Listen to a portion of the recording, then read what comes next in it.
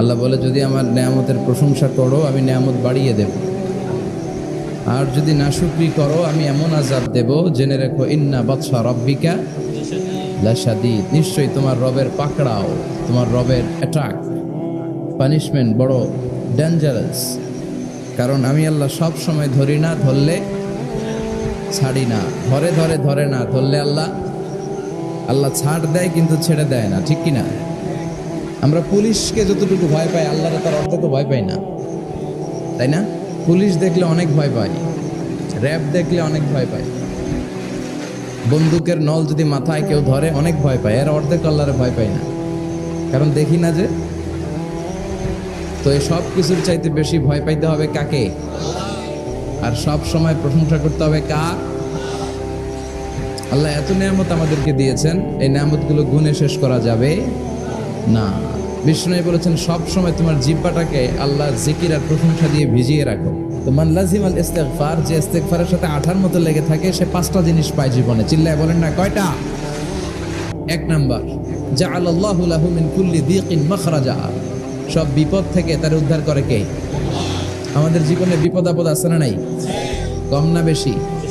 কত বিপদ, কত ধরনের বিপদ। যে কোনো সময় দুর্ঘটনা হতে পারে, রোড অ্যাক্সিডেন্ট আছে না নাই?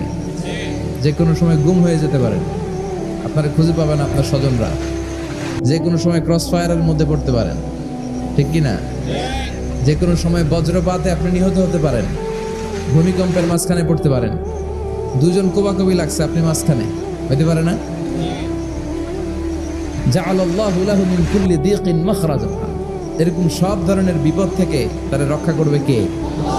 যদি ইস্তিগফারের সাথে আঠার মতো লেগে থাকা যায়। এই হলো নাম্বার 1।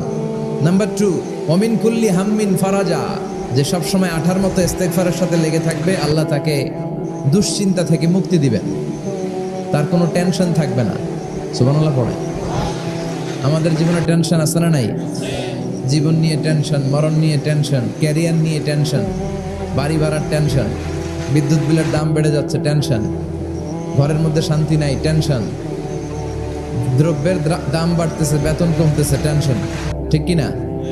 এই টেনশন থেকে আপনাকে মুক্ত রাখবে কে? নাম্বার 3, ওয়ায়ারযুকহু মিন হাইসু লা ইয়াহতাসিব, এমন জায়গা থেকে আল্লাহ আপনাকে রিজিকের ব্যবস্থা করবে আপনি কল্পনাই করতে পারবেন না। রিজিক দেওয়ার মালিক কে? কেউ যেটা পারে না, পারে কে? ভিডিওটার লিংক ডেসক্রিপশনে দেওয়া রয়েছে। রিজিক দিবেন আপনি কল্পনাই করতে পারেন না, আপনি হিসাবই করেন না যে এখান থেকে কিছু রিজিক আমি পাবো, কিন্তু আল্লাহ ব্যবস্থা করে দিয়েছে। সুবহানাল্লাহ পড়েন।